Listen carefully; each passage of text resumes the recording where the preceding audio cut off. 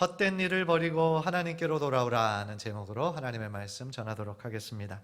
우리가 사회생활을 하면서 많은 사람들을 만나게 되는데 처음 만나는 사람과 이렇게 대화를 나눌 때 꼭 필요한 것이 어떤 접촉점, 어떤 공감대를 우리가 발견하고 그걸 형성하는 게 굉장히 중요하죠. 그래야 계속하여 얘기가 진행될 수 있고 서로 간에 신뢰가 생기기 때문입니다. 그래서 누군가 대화할 때 이런 접촉점을 찾는 거 참 중요한 일이죠. 이런 일을 잘하는 사람들이 있어요. 특별히 이렇게 관계에 능통한 그런 사람들, 세일즈 하시는 분들 보면 그런 거에 굉장히 능하시죠. 그래서 친밀감을 주고 또 신뢰감을 주고, 그런 분들 보면 참 얘기를 상대방이 이렇게 이해할 수 있는 그런 부분들을 잘 얘기합니다. 그래서 그 사람들과 얘기하다 보면 그 사람이 얘기하는 거를 막 전적으로 믿게 되죠. 그러면 그 사람들이 얘기하는 거를 막 우리가 사게 되고 또 이렇게 쉽게 지갑도 열게 되고 그런 일들이 벌어집니다. 그런데 저는요, 복음을 우리가 전하는 것도 마찬가지라는 생각이 들어요. 우리가 가지고 있는 이 소식이 참 너무나 좋은 소식인데 다른 사람들도 좀 같이 알았으면 좋겠는데 우리가 그것을 전하는 방식에 있어서 너무나 좀 어떤 강압적인 방식이라거나 어떤 권위적인 방식이라거나 그렇게 하면 오히려 이렇게 서로 간에 신뢰가 형성되지 않는 데서 오히려 그것이 가로막이 될 수가 있다는 생각이 들어요. 또 어떤 사람들에게는 굉장히 무례한 기독교 이렇게 들릴 수도 있는 것 같아요.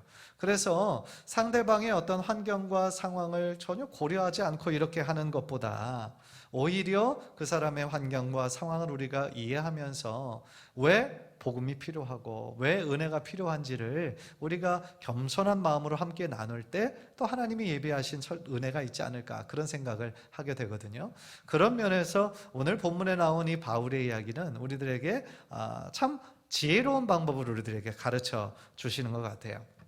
그 당시에도 또 지금도 역시나 종교에 전혀 관심이 없는 사람들도 많이 있고 혹은 다른 종교를 믿는 사람들도 있지 않습니까? 그런데 오늘 바울이 접근하는 그러한 방법과 바울이 전하는 그 복음의 내용을 우리가 살펴보면 우리들에게도 역시나 큰 도움이 되고 영적으로 도전이 된다라는 거죠.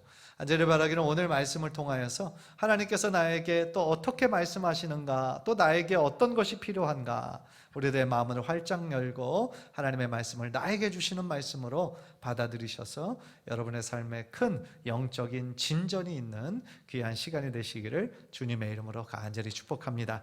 먼저 오늘 본문의 좀 배경을 조금 살펴보면요, 우리가 지난주에 바울과 바나바가 최초로 파송되었던 구브로 지역에서 그 구브로 지역을 다스리던 로마 총독을 구원하는 이야기를 우리가 보았어요. 그런데 총독의 바로 옆에는 점성술사가 있다고 그랬죠. 그래서 어떻게든 복음 못 믿게 하려고, 하나님 못 믿게 하려고 계속해서 방해하는 악한 세력이 있었다고 그랬어요.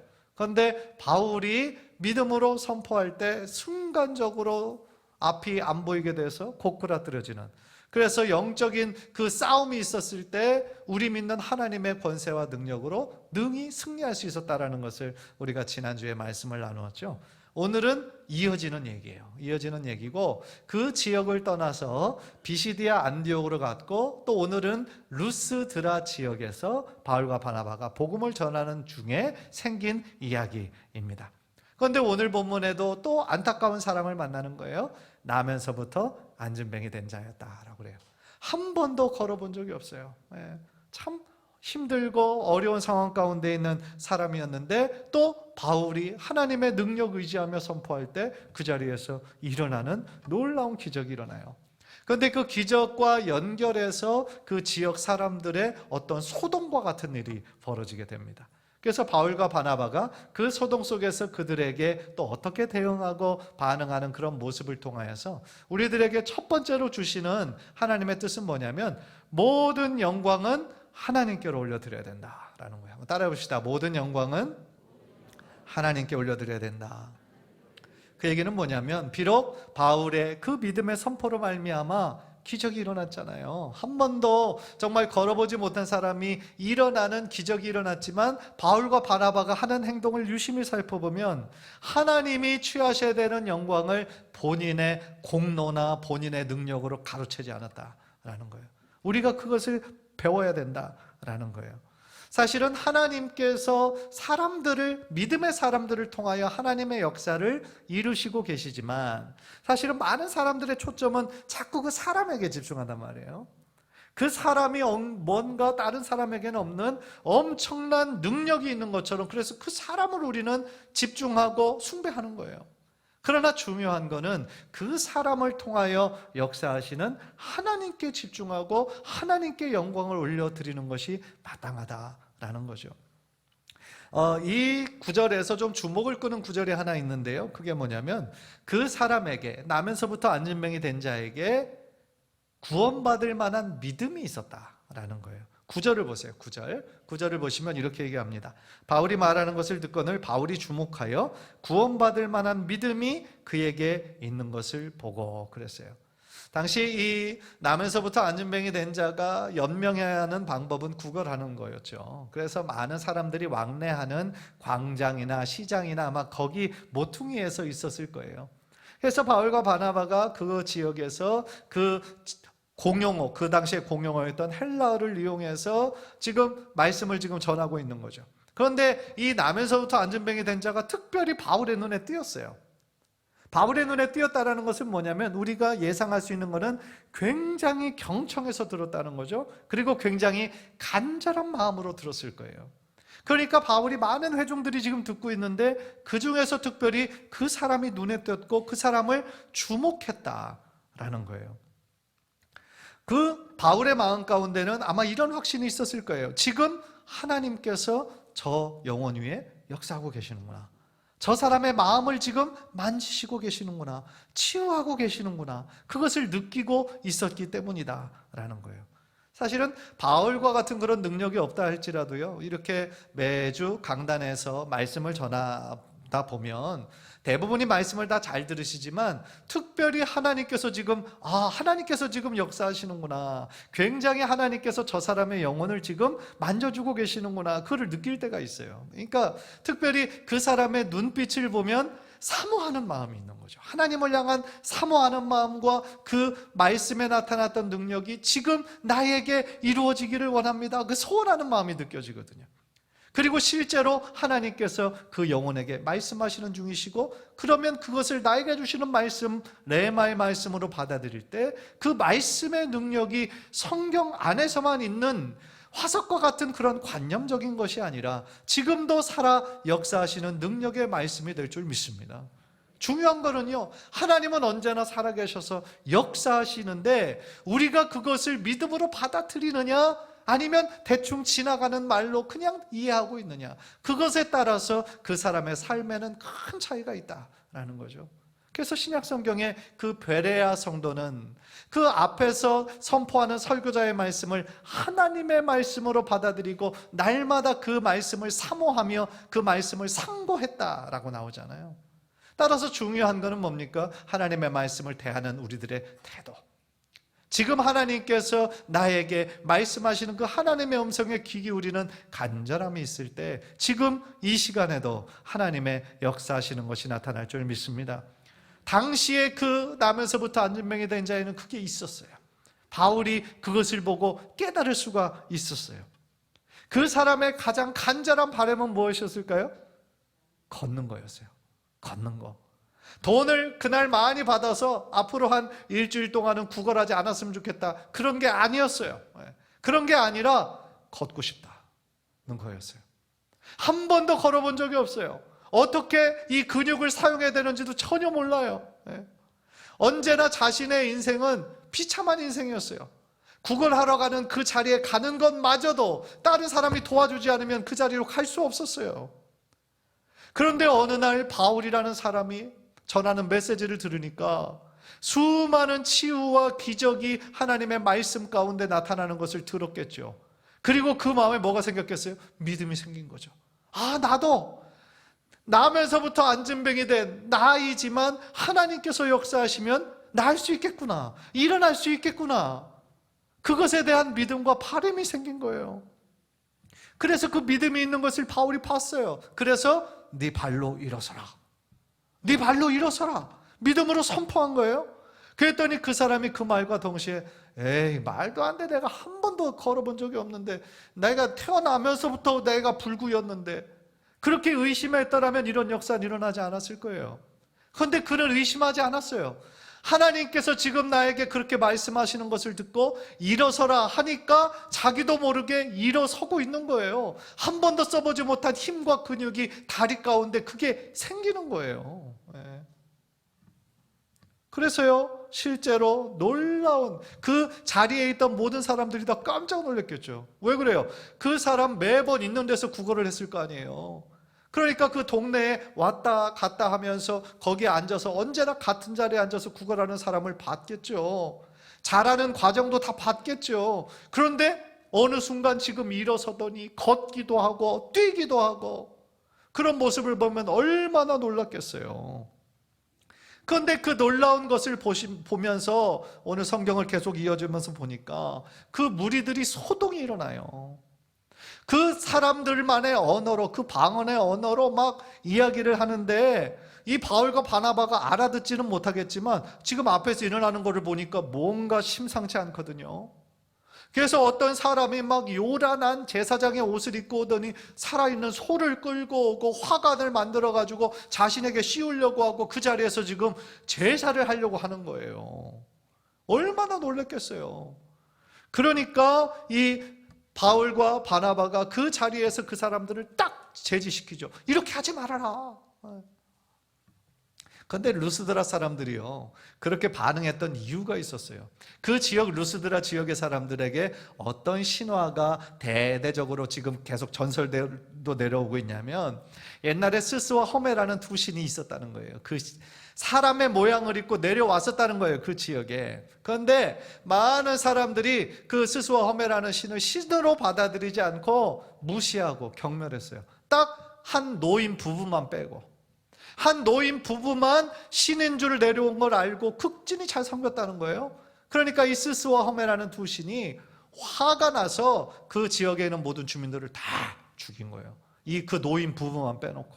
그래서 그 노인 부부가 어떤 신전을 만들어서 스스와 허메를 잘 섬기게 하고, 또 생이 다해서 죽었을 때 그 사람들을, 그 노인 부부를 나무로 이렇게 만들었다. 그런 전설과 같은 이야기, 신화와 같은 이야기가 그 지역에 대대로 흘러오고 있었다는 거예요. 그러니까 루스드라 사람들이 지금 앞에서 한 번도 보지 못하고 경험해보지 못한 기적을 봤잖아요. 나면서부터 안진병이 된 자가 일어났잖아요. 그러니까 이거는 지금 스스와 허메가 내려온 거구나.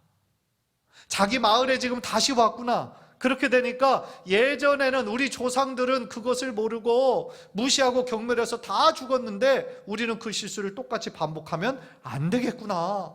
그러니까 이 사람들이 막 급하게 제사를 준비해가지고 이 스스와 허메로, 그러니까 스스는 제우스라는 거고, 그러니까 바나바가 바울보다 조금 더 풍채가 좋고 조금 더 이렇게 더 멋있었는 모양이에요.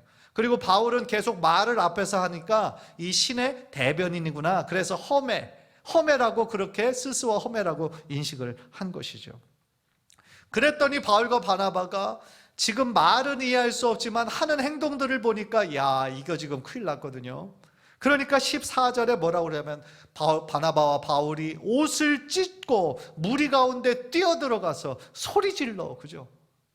뛰어들어가는 거예요. 옷을 찢으면서 소리를 지르는 거예요. 여러분, 유대인들이 옷을 찢는다라는 것은 굉장히 상징적인 행동이거든요.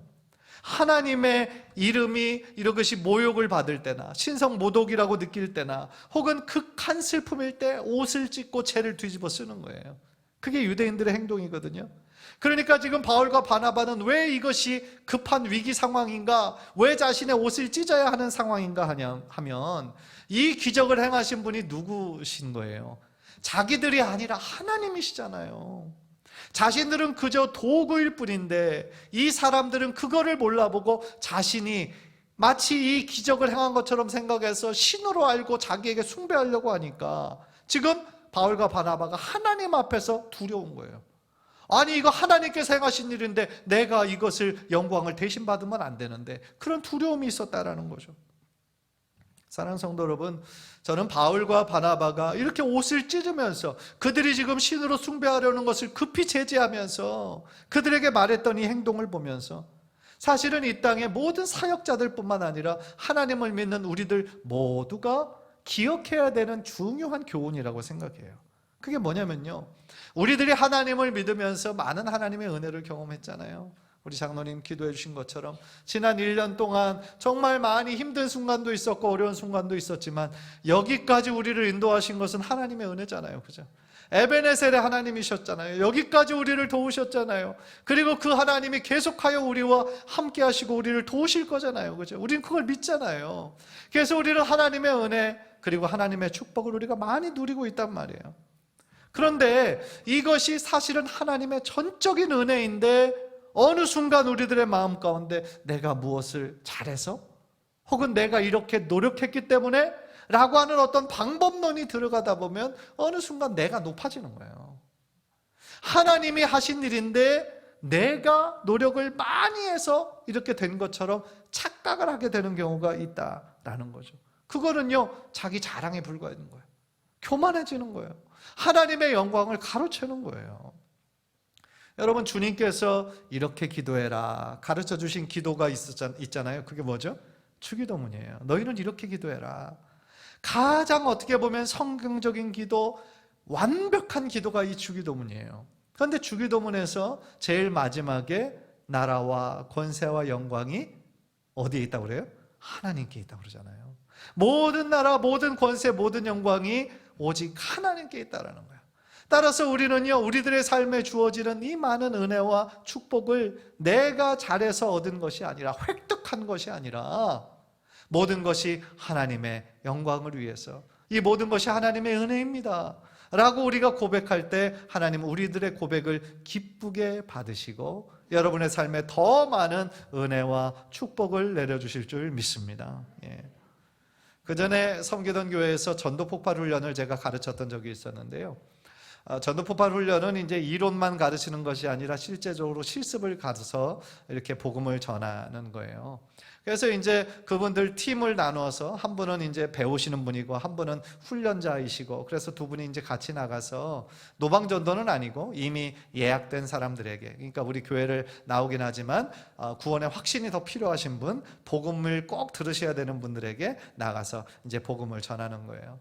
그래서 이제 그분들이 마치고 돌아올 때까지 저하고 이제 다른 몇몇 분은 기도로 중보하는 거죠. 하나님 역사해 달라고. 그래서 이제 이렇게 돌아오시는 분들의 보고를 받아요. 우리는 누구를 방문을 했고, 이렇게 그분은 이런 분이신데 우리가 이렇게 복음을 전했습니다. 이렇게 복음을 전했는데 복음을 전했던 내용의 결과는 이제 뭐였냐면 결신이 있고, 그러니까 복음을 받아들인 거예요. 내가 하나님의 자녀가 되겠습니다. 그렇게 결신한 분이 있고, 어떤 분들은 보류하신 분도 있고, 이해는 되는데 내가 지금 당장은 아니고 나중에 하겠습니다, 이렇게 보류하신 분도 있고, 어떤 분은 거절하신 분도 있고 이렇거든요.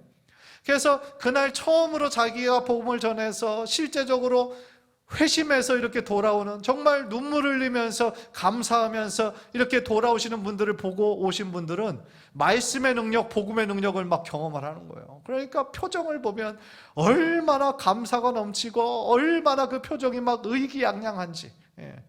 그래서 그분들이 들어오면 딱 얼굴만 봐도 오늘 좋은 결과가 있었구나 라는 것을 예상하는데, 어떤 분들은 얼굴이 좀 시무룩해서 돌아오시는 분들도 있어요. 열심으로 복음을 전했는데 보류하시거나 혹은 거절하신 분도 당연히 있잖아요. 하나님의 때가 아직 차지 않았기 때문에. 그런데 보고를 우리가 다 듣고 나서 결신을 했던 아니면 보류했던 거절했던 상관없이 다 해야 되는 고백이 있었어요. 그게 뭐냐면 모든 영광은 하나님께 올려드립니다. 내가 무엇을 해서, 내가 무엇을 안 해서 이런 것이 아니라 하나님께 주권을 우리가 올려드리고 하나님이 행하시는 일을 우리가 보고 또 체험했을 때 이 모든 결과는 하나님께 올려드립니다 라는 고백이었거든요. 한번 따라해 봅시다. 모든 영광을 하나님께 올려드립니다. 마찬가지에 우리의 삶에 어떤 일을 하든지 우리의 삶에 드러나는 것은 하나님의 은혜가 드러나야지, 자꾸 나의 어떤 행위와 노력이 들어가면 안 된다라는 거예요. 간절히 바라기는 우리들의 삶에 어떤 일이든 정말 하나님이 받으셔야 되는 영광을 우리가 중간에 가로채지 말고 모든 영광을 하나님께 전적으로 올려드리는 귀한 성도님들 모두 되시기를 주님의 이름으로 간절히 축원합니다. 바울과 바나바가요 자신들의 옷을 찢고 그들에게 무엇을 지금 전하는 거거든요. 복음의 내용이 그 안에 담겨져 있는데 그것을 15절을 보시면 15절에 이렇게 얘기해요. 이르되 여러분이요 어찌하여 이러한 일을 하느냐. 우리도 여러분과 같은 성정을 가진 사람이라. 여러분에게 복음을 전하는 것은 이런 헛된 일을 버리고 천지와 바다와 그 가운데 만물을 지으고 살아계신 하나님께로 돌아오게 함이라. 내가 지금 이 지역에 와서 말도 잘 안 통하고 처음 만나는 여러분들에게 내가 여기에 온 것은 바로 두 가지를 얘기하는 거예요. 이런 헛된 일을 버리고 살아계신 하나님께로 돌아오게 하기 위해서 내가 이 자리에 온 거다. 그렇게 얘기를 하는 거예요. 그래서 제가 오늘 설교 제목을 헛된 일을 버리고 하나님께 돌아오라 라고 정한 것이 이 바울이 그들에게 전한 핵심 내용이었거든요. 뭐가 헛된 일이라는 걸까요? 지금 자기들에게 행하는 것처럼 인간에게 마치 신에게 숭배하는 것처럼 제사하고 꽃을 드리고 그렇게 하는 것은 헛된 행위라는 거예요. 왜요? 자신들은 신이 아니잖아요. 인간이잖아요. 그 영광을 받으셔야 되는 분은 하나님 한 분이시잖아요.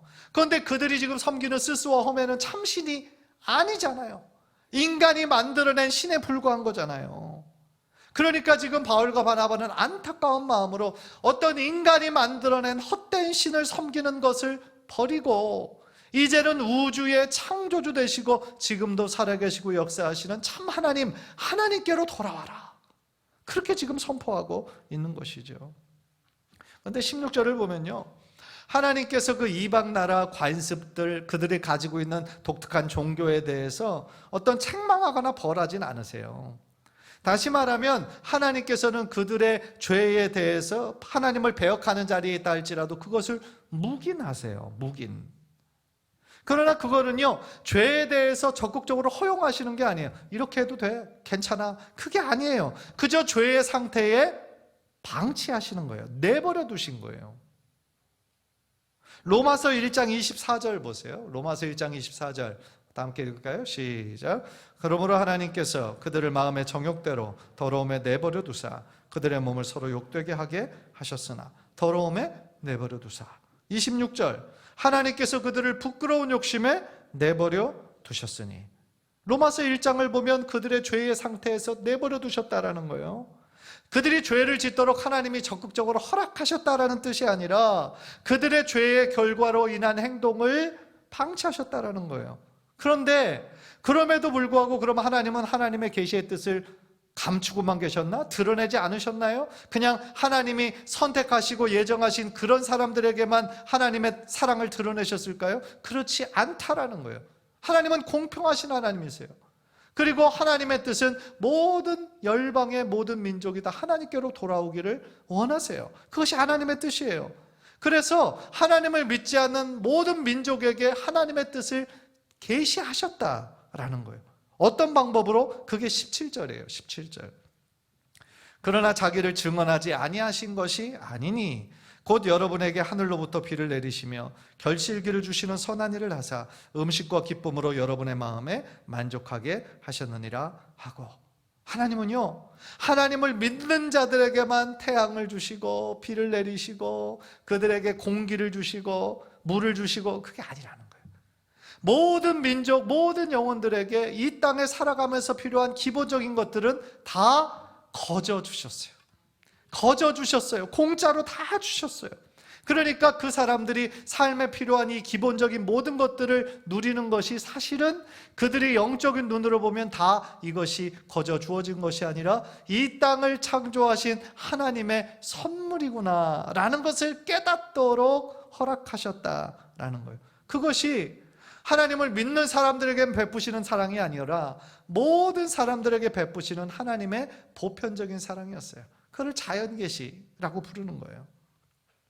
따라서요, 찬란한 태양을 보면서 혹은 때를 따라 내리시는 이른 비와 늦은 비를 통해서 모든 과일과 곡식을 자라게 하시고 풍성케 하시는, 그래서 인간의 필요를 채우시는 그러한 것들을 영적인 눈이 있는 사람들은, 구원받을 만한 준비가 된 사람들은 그것을 알아차리고 하나님이라는 정확한 이름은 모른다 할지라도 그 절대자인 신을 믿고 구원받을 수 있도록 길을 열어놓으셨다는 거예요. 하나님이.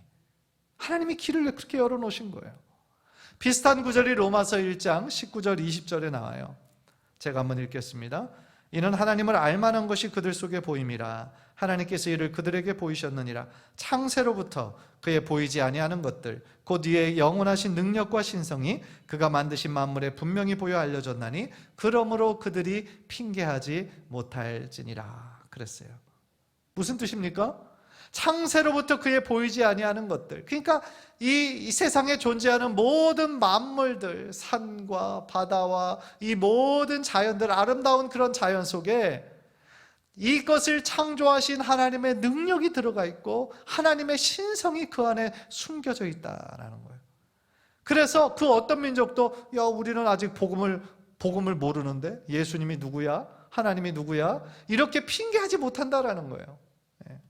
왜냐하면 그 모든 것들, 창조물들만 우리가 묵상하고 생각할 때 이것이 그냥 옛날부터 대대로 있었던 것이 아니라 어떤 보이지는 않지만 어떤 절대자의 솜씨이고 그분의 능력이구나 라는 것을 깨달을 수 있도록 길을 열어놓으셨다는 거예요. 그래서 그걸로 인해서 핑계하지 못할 거다. 예를 들어 우리 한국은 오래전부터 유교, 불교가 지배하던 그런 나라였죠. 그러니까 나는 그 집안에서 태어나서 한 번도 복음을 듣지 못했다는 사람이 있을 수 있죠. 혹은 무슬림 지역에서 태어난 사람도 태어나 보니까 무슬림이야. 그런 사람이 어떻게 또 하나님을 믿을 수 있겠어요? 우리가 그렇게 생각하기가 쉽잖아요. 그러나 방금 로마서 1장에 나온 말씀처럼 그 태어날 때부터 다른 종교를 믿고 있는 사람들이라 할지라도 하나님에 대해서 하나님의 능력과 신성을 이 모든 창조 만물에 보여주셨기 때문에 그 사람들도 하나님 앞에 나올 수 있는 구원의 길을 열어놓으셨다라는 거예요. 그러니까 지금은 바울은요, 하나님을 전혀 모르는 지금 이방인들에게 무엇을 접촉점으로 하고 있습니까? 자연을 접촉점으로 하고 있는 거예요. 그래서 그거를 통하여 하나님의 복음을 지금 전하고 있다라는 거죠. 그러니까 유대인들에게는 바울이 주로 사용한 방법은 구약의 역사거든요. 이 구약에 너희들 율법서도 알고 예언서도 알지 않느냐? 거기서 얘기했던 그 한 분 오실 메시아가 바로 이 예수 그리스도다. 예수는 곧 그리스도다. 곧 예수는 메시아다 라는 것을 바울이 주로 사용했는데 지금 만나는 이방인들은 구약이 뭔지도 모르고 아무것도 모르잖아요. 그러니까 그들에게 이 아름다운 자연 만물을 접촉점을 해서 하나님을 지금 증거하고 있다라는 것이죠. 그렇다면 오늘 우리는 이 바울의 지혜로운 방법을 통하여 무엇을 우리가 배우고 적용할 수 있을까요? 지금 종교에 전혀 관심이 없거나 혹은 다른 종교를 가지고 있는 사람이라 할지라도요, 그 사람들에게 복음을 전하는 건 참 힘든 일이죠. 쑥스러운 일이죠. 그러나 분명한 것은 다 그들도 하나님께로 돌아와야 될 귀한 영혼이다라는 거죠. 따라서요, 아까 제가 제일 처음에도 말씀드렸던 것처럼 강압적으로 이야기하고 왜 이것을 안 믿어? 라고 일방적으로 이야기하기보다는 그들과의 어떤 대화를 통하여서 그들에게 없는, 우리에게만 있는 이 하나님의 절대 사랑과 절대 진리를 우리가 지혜롭게 가르쳐 줄 필요가 있다라는 거죠. 오직 많은 진리 중에, 그러니까 세상에서도 다 자기 종교가 진리고 그것이 유일한 길이라고 얘기하지만 많은 길 중에 하나가 아니라, 많은 진리 중에 하나가 아니라 오직 예수 그리스도만이 유일한 길이고 유일한 진리고 유일한 생명 되심을 우리가 체험하고 믿고 있는 그대로 증거해야 된다라는 것이죠. 요한복음 14장 6절 우리 한번 다 함께 한번 읽읍시다. 시작. 예수께서 이르시되 내가 곧 길이요 진리요 생명이니 나로 말미암지 않고는 아버지께로 올 자가 없느니라. 여기서 그 영어 성경을 보면 I am the way, the truth, the life 그랬거든요. 더라는 정관사를 붙이는 거는 하나밖에 없을 때, 유일한 거일 때 더를 붙이는 거예요. 많은 길 중에, 어떤 절대자를 찾는 많은 길 중에 하나가 예수님이 아니라, 많은 진리 중에 하나가 예수님이 아니라 예수님만이 유일한 길이 되시고 유일한 진리가 되시고 유일한 생명이기 때문에 예수 그리스도의 십자가를 믿고 나에게 주시는 하나님의 은혜를 붙잡을 때 우리들 모두가 다 하나님의 자녀가 되는 놀라운 구원의 축복을 누리게 된다라는 것이죠. 따라서요, 우리가 그 진리를 붙잡고 우리가 이렇게 사는 것처럼, 우리가 예수님 안에 살고 우리가 예수님께서 우리 안에 함께 동행하시는 것을 믿고 예수가 우리들의 삶에서 충만해질 때 우리들의 삶이 더욱더 하나님의 은혜가, 축복이 흘러넘치는 축복의 인생으로 변하게 될 줄 믿습니다. 간절히 바라기는 우리의 삶에 때때로 예수의 삶으로, 예수의 생명으로 가득 차야 되는데 어떤 때는 이 세상의 물질적인 것으로, 이 세상의 가치관으로 가득 찰 때도 있잖아요. 그런 나의 욕심과 나의 교만을 이제는 내어버리고 오직 참 생명이요 참 진리요 참 길 대신 예수 그리스도로 가득 차 충만한 삶을 사시는 우리 귀한 성도님들 모두 되시기를 주님의 이름으로 간절히 축원합니다. 기도하겠습니다.